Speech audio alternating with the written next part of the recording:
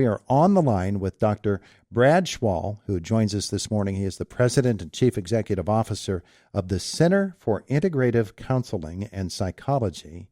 And he's been doing this for a lot of years, so he's the perfect person to talk to about screenagers.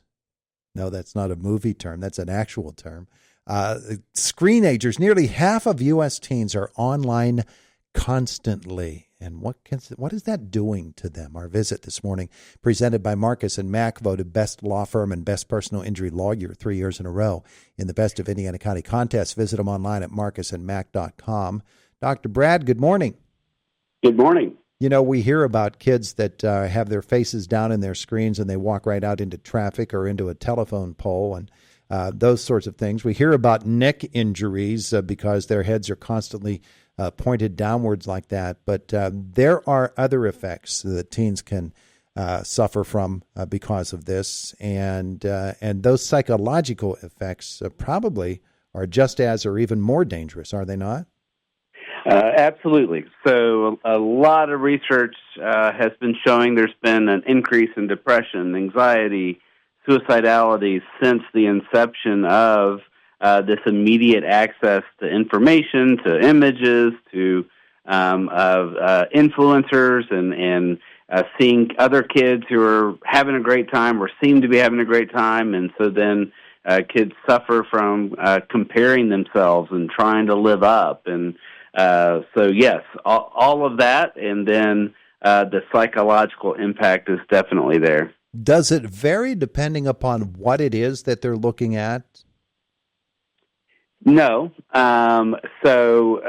Certainly when it comes to watching influencers and that impact on body image, those two correlate.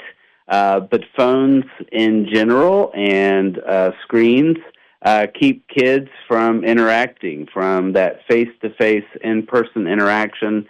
We're not just talking about kids here either. We're talking about adults, and adults have a responsibility to cut the leash off and make sure their phone is not just another appendage, and that's keeping them from interacting. But it doesn't necessarily only relate to the images being seen, but just the fact that it keeps people from interacting. Well, and it seems as if the logical conclusion then is that if adults can set that example and make their kids a part of their real life rather than just their online life, that would be very beneficial.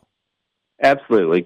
Adults do set the tone for sure, and so they need to be the example and set the tone and set the limits. So having times of the day where there are no phones and it's a phone-free zone, making sure that kids aren't on social media before the age of 16, and even at the age of 16, there's a lot of good communication, a lot of good monitoring for that matter. But it has to be not just the adults telling kids, don't do that. There has to be communication. One key thing when we talk about behavior, whether it's kids or adults, is we have to replace it with something. So we've got to make sure that we're focusing on what we want to happen, not just what we don't want to happen. Yeah, well, that's the thing, isn't it? That you can't create a hole in their life because they've filled up that hole with this. And if you cut that out, then they're just going to have that hole there and nothing to fill it in. Absolutely. The therapist and psychologist at the center that I lead, the centercounseling.org, and that's the same handle for our social media platforms, the Center Counseling. But our therapists all the time are hearing from the parent, I'm worried about my kid. The kid is saying my parents are too strict. And so our focus is getting kids to develop discernment themselves and helping parents approach it in a way that's very practical and common sense and not just inconsistent because lectures and blowing up and getting frustrated doesn't work. So our therapists really are trying to work to bring the two groups together and open up that communication. Dr. Brad Schawl is our guest here this morning on Indiana in the Morning. We're talking about kids and screen time. That can start very, very young in life and form a pretty destructive habit, can't it? For sure, yeah. And that is why we need to limit screen access to children and limit how much they watch. As a young child, they shouldn't be watching TV nonstop. We shouldn't have at the dinner table screens just to keep them busy. So yes, we definitely want to get into those habits, those positive habits early on. A lot of it might have to do as well with parents that say, well, my kid complains because all his friends are able to spend as much time as they want online, and I feel like I'm the bad guy here, and the kids have managed to manipulate them into feeling that way. Parents have to be pretty strong, don't they? They do, and we respond to that with, hey, we're doing what we think is best, and we're telling our kids, that we understand that there are different rules out there. We don't want to just say, too bad, so sad. We don't want to put the other families down.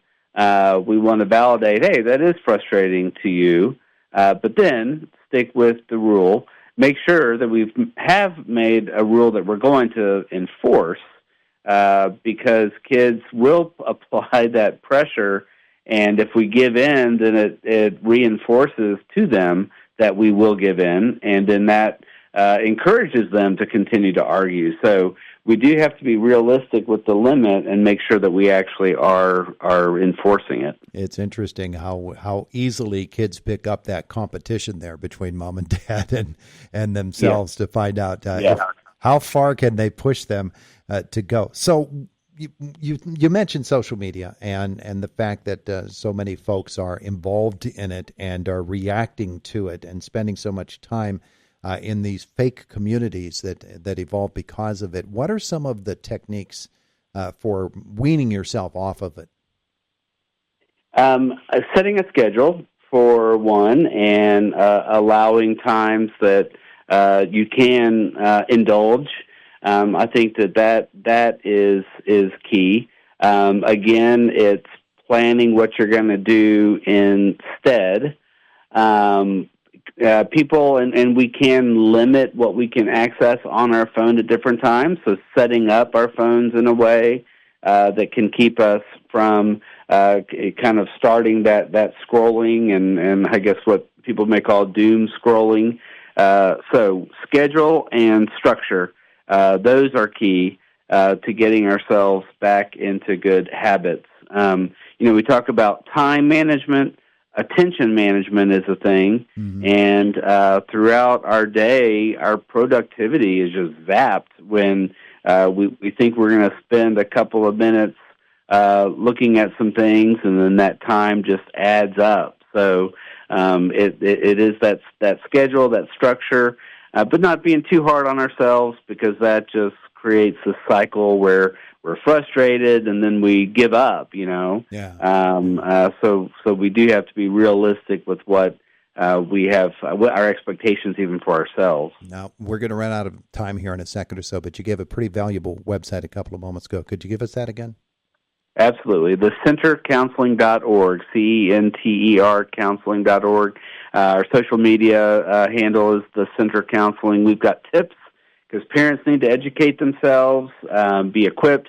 There are no licenses or certifications for parenting, so our therapists are here to help, but also we've got information that can be a resource no matter where you are. All right, Dr. Brad, thanks so much for the visit today. We appreciate it.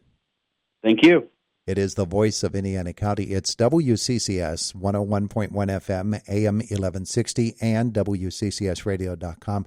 We're about a minute away from the top of the hour. Fox News comes your way then, and then it's the Brian Kilmeade Show.